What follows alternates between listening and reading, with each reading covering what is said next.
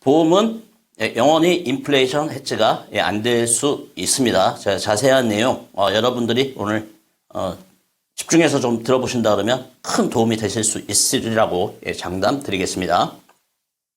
제가 항상 그 인생을 축구라고 말씀을 드리는데요. 축구를 이기는 방법은 공격도 아닌 수비도 아닌 최적의 수비를 한 상태에서 적절한 상태에서 공격을 잘했을 때 축구를 이기는 것과 같다라고 생각이 듭니다.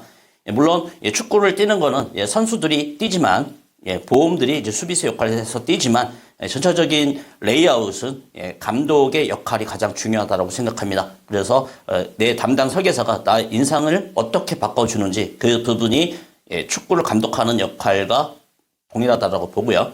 자, 여러분들 그 주위에서 뭐 지인분들이라던가 내 담당 설계사분들이 주기적으로 찾아와서 무슨 신상품이 나왔다 이런 형태로 계속 보험을 권유를 받고 계신 분들 오늘 내용 잘 보시기를 바라고요. 시간이 지나면 내 보험의 역할이 좀 달라질 수 있다는 거. 왜 그렇게 되는지 오늘 좀 설명을 드리고 밑에 보시면 검은 점들이 있죠. 수비수들이 계속 늘어납니다. 수비수들이. 어떤 리스크들을 해소하기 위해서 수비수들이 늘어날 수는 있겠죠. 근데 그런 리스크들을 피해서 저 빨간 점, 스트라이커, 상대편 어떤 무시무시한 스트라이커가 나타나면 수비수들이 많아도 뚫려버리는 게 축구의 지는 역할이라고 생각이 듭니다. 자, 그래서 오늘은 구독, 좋아요, 알림, 최소의 비용으로 보험 상품 하나를 가지고 보험 역할, 연금 역할, 그 다음에 비상자금, 절세, 상속, 증여까지 한 번에 끝내는 실무 중심 하이브리드 설계 제 노하우를 한번 오늘 공유해 드리도록 하겠습니다. 먼저 GPT한테 물어봤습니다. 보험 대 인플레이션. 자, 보험은 일반적으로 인플레이션 해지가 잘 되지 않는 이유는 구조적인 요인들 때문입니다. 보험금이 고정. 대부분의 보험 상품은 가입 시점에 보험금이 확정됩니다. 현재 시점에 보험 가액이 확정이 돼 있고 미래 시점은 당연히 인플레이션이 발생이 되니까 이 보험금 자체가 틀려지겠죠. 그런 원리라고 보시면 되고요.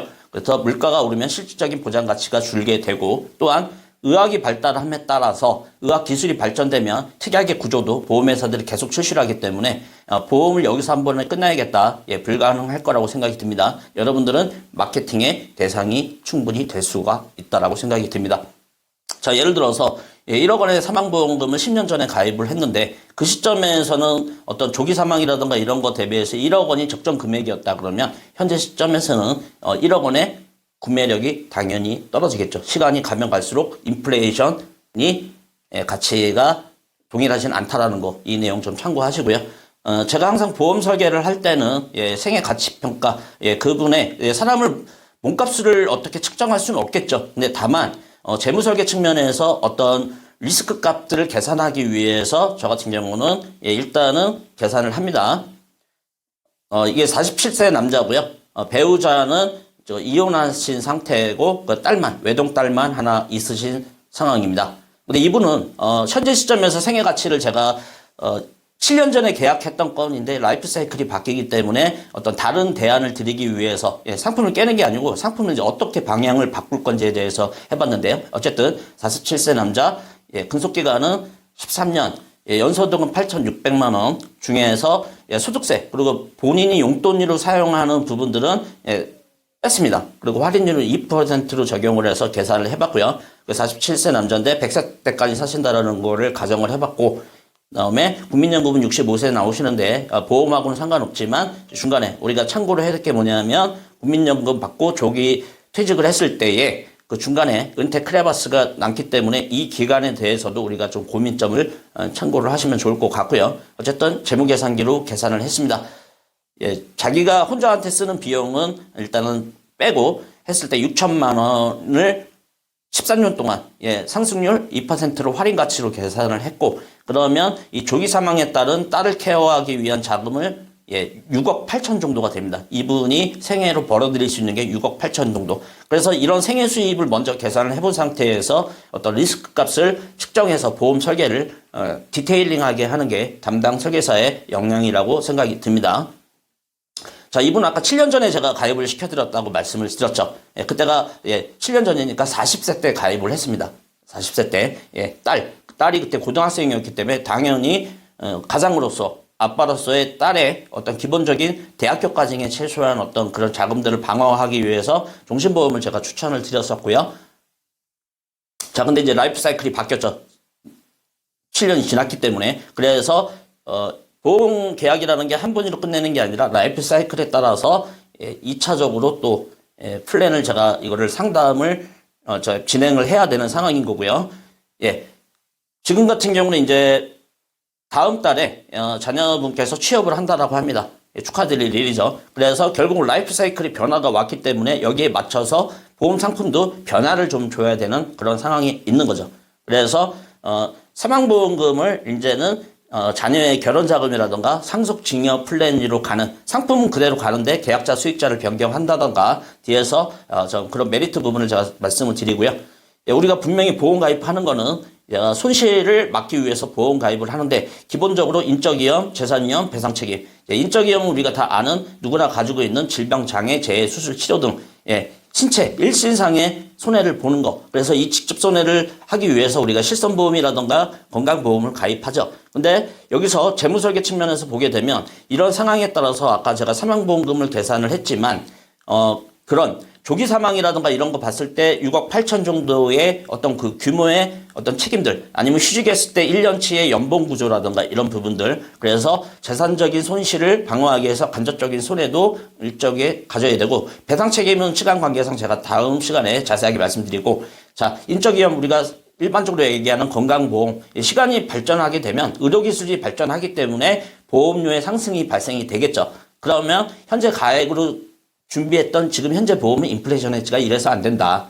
예, 국민건강보험, 인플레이션 해지 저는 당연히 국가에서 하기 때문에 이게 맞다라고 보고요. 그 다음에 실손보험, 인플레이션 해지가 되기 때문에 물론 자기분담금이 발생이 되지만 어쨌든 그래서 실손보험료가 비싼 이유가 그것 때문에 비싼 겁니다. 단순하게 상품을 뭐 가격 가지고만 자꾸 판단하지 마시고요. 그 외에 개인보험 일정 정도는 필요하시겠죠. 그래서 저 같은 경우는 다 아예 리모델링은 안 하게 종신보장 비갱신형으로 거의 다 끝내버립니다. 이런 거는. 그래서 이거는 여기까지만 그냥 하고 나서 인플레이션 해지 부분은 어떻게 하느냐. 아까 제가 종신보험 가입해드렸다고 그랬는데 이거는 그냥 공시율 상품이 아니고 금리는 분명히 떨어질 수밖에 없기 때문에 변액보험, 펀드에 투자되는 걸로 저는 추천드리는데 간혹 뭐 변액보험을 위험하다 안 좋다라고 판단하시는 분들 오늘 내용 꼭 좀 보시길 바라겠습니다. 항상 저는 이제 종신보험, 변액종신보험의 추가납입이라는 거를 적극적으로 추천을 드립니다. 그 이유를 뒤에서 말씀을 드리는데 어쨌든 자 우리가 개인보험으로 우리가 분명히 인플레이션 해지가 안 된다라고 아까 제가 말씀을 드렸죠. 그랬을 때 여기 추가 납입했던 게 미국 주식, 인도 등에 투자하다가 자금이 좀 모자른 거 빼서 치료 자금으로 대체해도 됩니다. 네, 이렇게 하이브리드하게 제가 말씀드리고 그다음에 요즘에 이제 이슈가 되는 게 뭐냐면 비급여 치료. 이게 암 관련된 거라던가 이런 부분들도 통원 치료를 받기 때문에 이거 건강보험 적용이 안 되기 때문에 이거는 이제 실손보험 가지고 통원 한도가 있기 때문에 보장이 좀 어렵습니다. 그래서 개인보험으로 일정 정도 특약을 갖되 완벽하게 못 간다면 마찬가지로 종신보험에 추가 납입했던 부분들을 인출을 해서 그거를 약간 메꿔주는 구조 그렇게도 가능하다라고 생각을 하는데 아까 말씀드렸듯이 40세 때 계약을 하셨는데 지금 7년이 지났는데 라이프 사이클이 분명히 변했다라고 말씀드렸습니다. 이제 대학교를 졸업하고 본인이 취업을 했다라는 거는 뭐냐면 한다라는 거는 일정 정도 가장의 역할이 일정 정도 저는 끝났다라고 보고요. 그래서 일정 정도 시점에 봐서 제가 제안을 좀 드릴 건데 기존 상품은 그대로 가는데 계약자 수익자를 따님으로 변경을 해서 상속이라든가 어떤 그런 거 증여를 대비해서 나중에 이제 좀 활용하는 방안 그거 하나. 그다음에 7년차가 되게 되면 사망보험금이 위험보험료가 가장 높기 때문에 그렇기 때문에 환급률 속도가 느린 이유가 그겁니다. 자꾸 보험과 저축을 따로 얘기하시는 분들이 계신데 정확하게 이런 부분들은 소비자분들이 알으셔야 보험 들고 나서 손해봤다고 하시는 분들 정신 차리시고요.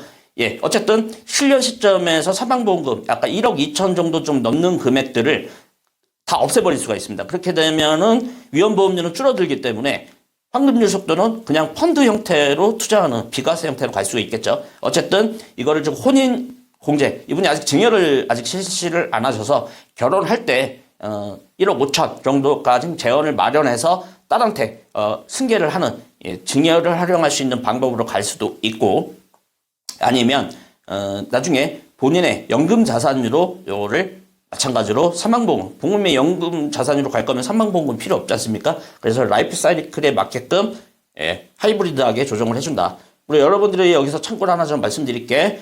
요거는 이제 약간 투자 관련된 걸 제가 참조로 말씀드릴게요. 자, 국내 투자하시는 분들은 대표적으로 주식 매매 차익이 없기 때문에 자산가분들이 하는 이유는 뭐냐면 비과세이기 때문에 매매 차익이 단 배당소득세는 발생이 됩니다. 자, 이자 배당 연간 2천만 원 넘어가시게 되면 종합과세 되겠죠. 종합과세 되게 되면 나중에 한번 제가 해드리겠지만 건강보험료 계속 또 올라갑니다. 자, 그래서 제 트렌드에 맞는 해외 주식을 하는데 양도소득세 22% 말씀드렸죠. 연간 공제액은 물론 250만 원이 있는데 자금 사이즈가 커지게 되면 양도소득세에 대한 구분도 하시겠죠. 마찬가지로 여기서도 배당이 발생이 되겠죠. 배당 소득 15.4%를 또 예를 들어서 미국 주식에 했다 그러면은 역시 배당 소득세가 발생이 되면 나중에 종합과세 문제가 발생이 될 수 있다. 그 다음에 ETF 관련된 거 해외 펀드 요즘에 또 많이들 하시죠. 마찬가지로 배당 소득세 15.4%가 있는데 여기서 중요한 거 증권사에서도 알려드리지 않는 거. 당연히 우리가 매도를 했다 그러면 어떤 이런 세금 내는 부분은 당연한 거라고 생각하는데 내가 유지를 하고 있습니다. 계속 납입을 하고 있는데 결산이라는 게 있습니다. 매해 결산, 내가 이걸 환매를 안 해도 결산 시에 자동으로 세금이 빠져나갑니다. 근데 다만 여러분들이 느끼지 못했던 거는 그거를 묻혀있기 때문에 세금 부분을 전혀 신경 쓰지 못했다라는 거죠. 그래서 매매 차익뿐만 아니라 배당소득 이런 부분들도 되게 중요하다. 양도소득세, 배당소득세. 자금 사이즈가 커지면 커질수록 세금 문제는 더 연결되겠죠. 근데 이거를 아까 변액보 이거 하나로 비과세로 여기까지 신경을 썼습니다. 그러니까 결국은 뭐냐면 이게 어떤 보장, 사망보험금, 투자 수익률에 상관없이 사망보험금 1억 2천 정도는 세이브가 되고 추가 납입한 부분은 얹혀져서 사망보험금이 올라가는 구조가 됩니다. 추가 납입 부분은 별도의 계정으로 운영하기 때문에 당연히 올라가는 거고 지금 현재 국내 펀드도 있지만 미국, 인도에 집중적으로 하고 있고요. 펀드 변경 1년에 12번까지 가능하고 세금 부분적인 측면 이런 부분이 있고 중도에 추가 납입했던 부분들은 중도에 인출하셔도 세금 제로입니다. 그 다음에 차후에 계약자 수익자를 변경을 해서 자녀한테 토스도 할 수 있는 개념 이렇게 되고요. 자, 이분 아까 제가 말씀드렸죠. 7년 전에 가입을 했습니다. 왜? 고등학생 엄마도 지금 없는 상태에서 고등학생 자녀 대학까지는 어느 정도 조기 사망을 대비해서 준비를 했고요. 자, 이렇게 됐을 때 30만 원, 금액은 30만 원입니다. 근데 일정 정도 이분이 아까 말씀드렸듯이 최종 수비수들이 몇 개가 준비되어 있습니다. 건강보험료 제가 종신보장으로 다 해놨고 더 이상 리모델링을 안 하시기로 저하고 얘기를 했습니다. 그래서 그렇게 그래서 여기서 특별히 뭐 암진단금이라든가 뭔가 나오는 건 없습니다. 조기 사망 1억 1,600 이렇게 되고 여기에 대신 암이나 뇌출혈 급성 심근경색은 확률이 좀 있기 때문에 납입 면제라는 걸 넣어서 만약에 이런 게 20년 납으로 해놨는데 중간에 발생이 되게 되면 전 30만 원은 이 땡땡 회사에서 대납을 이 계좌에 넣어드려서 그러면 당연히 사망 보장도 되겠죠. 그렇게 그래서 어쨌든 요거를 공시율이 아니라 저는 공시율 상품 저금리 아니라고 봅니다. 그래서 이거를 어쨌든 투자 펀드에 투자하는 개념으로 가는데 거기서도 해외 주식, 미국 주식으로 가고 아까 이게 말씀드렸던 일반적으로 하는 게 설계사분들이 기본보험료 해가지고 유지하시다가 아무 일이 없으면 나중에 예를 들어서 뭐 해지를 하거나 이랬으면 아유 보험은 손해봤다 뭐 이런 개념들이 되시는 거죠. 이 자체로 보면 그냥 보장치만 가는 건데 이거를 소비자분들을 위해서 제가 하는 게 뭐냐면 추가 납입을 적극적으로 권해드립니다. 자 주계약은 주식 해외 주식 60%까지 닫고 채권은 즉 국내 채권과 약간 미국에 있는 하이드 채권 그런 부분으로 좀 조합을 했고 인도 주식형 30%하고 미국 주식형 뭐 이렇게 등등 이렇게 해서 포트폴리오를 이렇게 준비를 하고 있고요. 그래서 요거는 엄브렐러 펀드라 그래서 우리가 모자 펀드라 그래서 3개월에 한 번씩 자산이 배분될 수 있게끔 관리가 들어간다는 거죠. 그래서 2분기 때 4월부터는 중국 비중도 제가 안 하던 중국 비중도도 5%씩 반영을 하고 있다. 요렇게 됩니다. 자, 이게 이제 황금일표인데 분명히 보장성 보험하고 저축성 보험은 완전히 틀립니다. 근데 이분 같은 경우는 보장성 보험이 기본적으로 그 수비수 역할 그런 것들이 필요했고 근데 여기에 제가 공격 라인까지 담아드린 게 하이브리드 개념을 말씀을 드린 거고 추가 납입 포함해서 이분이 총 납입하신 보험이 약 7,800만 원 정도 되시고 85회니까 약 한 7년 정도 20년 납 중에 7년 정도인데 현재 해지환급금은 해지하실 건 아니지만 해지환급금은 8,700 정도 되시고 환급률로 따지면 112% 정도가 안 됩니다. 이게 뭐 단순하게 그냥 주계약 위주로 가게 되면 이 환급률 속도는 높겠죠. 근데 제가 이 수치가 높다라고 말씀드리는 게 아니라 아까 계속 강조드렸지만 주계약의 보장보험료에 대한 어떤 위험보험료들이 많은 부분들이 차감되기 때문에 그거를 해지하기 추가 납입을 해서 이런 상황이 온 거고, 그리고 고수익률을 항상 지향하지는 않습니다. 저는 항상 중위험, 중수익, 인플레이션을 해지할 수 있는 이제 그런 방향으로 가는데, 자, 여기서 이제 핵심이 뭐냐면, 여기서 근데 이 수익률 중에 하나 말씀드리면, 제가 미국 주식에 좀 많은 비중도를 했었는데, 그게 달러 오픈형으로 했습니다. 달러 그 해지 효과를 좀 같이 했는데, 요즘에 지금 미국 환율이 낮아졌기 때문에 사실은 환급률이 생각했던 것보다는 뭐 개인적으로 봤을 때는 좀 작기 때문에 아쉬움이 좀 남고요. 자, 여기서 보시게 되면 핵심, 중도 인출이 가능하다라고 말씀을 드렸는데, 아까 내가 건강보험이든 뭐든, 자금이 좀 모자라다. 그럼 여기서 중도 인출을 빼서, 이거 약 한 4천만 원 돈을 빼실 수 있고, 이게 빼신다 그러면은 4천주 나머지 금액, 해지환급금에서 또 50%가 뺄 수 있기 때문에 한 2천 규모 돈을 또 빼실 수 있고, 다 언제든지 넣으실 수 있습니다. 세금은 제로입니다.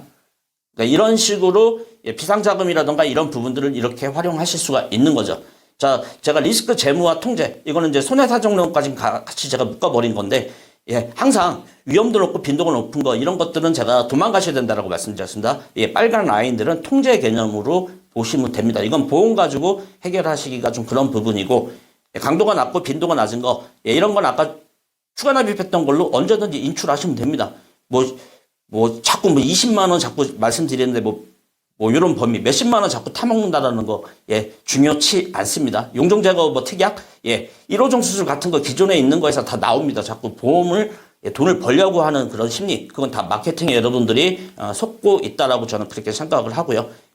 진짜 리스크가 큰 거, 이런 것들은, 보험회사에 전가시키는 거죠. 그래서 일정 정도만 보험을 가입하시고 나머지는, 여러 가지 전략으로도, 이거는 사람마다 틀립니다. 어쨌든, 자, 보험을 가입하는 이유는 어떤, 확률적인 어떤 빈도라던가 항상 제가 드리지만 리스크의 크기, 강도가 중요합니다. 요거는 이제 개별적으로 기대값이라는 게 다 틀리기 때문에 결국은 아까 제가 라이프 사이클에서 이 분이 평생 벌어들일 수 있는 수입이 얼마인가 이런 거를 평가하고 계산하는 이유가 뭐냐면 그분의 정확한 건 아니지만 사람마다 이게 다 가입이 틀린데 우리나라 보험들 보면 이 기송법 고르듯이 설계가 된다라는 거죠. 이유는 딱 하나입니다.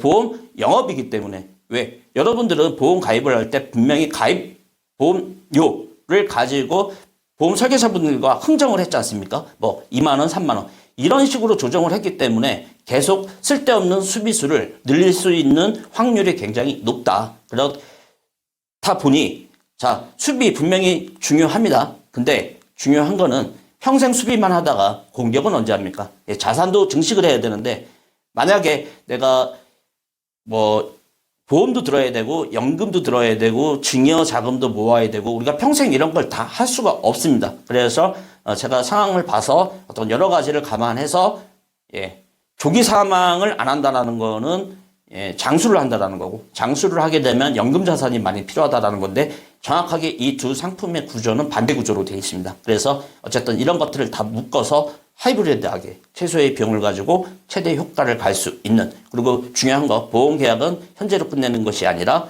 라이프 사이클이 변화, 이벤트가 변화될 때마다 거기에 대한 리뷰, 그럼 기존 상품을 가지고 새로 더 가입을 하고 이런 걸 떠나서 기존 상품을 이 투자형 상품으로 했을 때 지속적인 관리가 된다 그러면 그거는 저는 아까 축구로 얘기했을 때 선수는 보험은 선수들의 개념을 띄고 있지만 결국은 전체적인 레이아웃을 잡고 소비자분들의 어떤 미래를 같이 갈 수 있는, 저는 그게 최선을 다하는 담당 설계사로서의 역할이라고 생각을 합니다.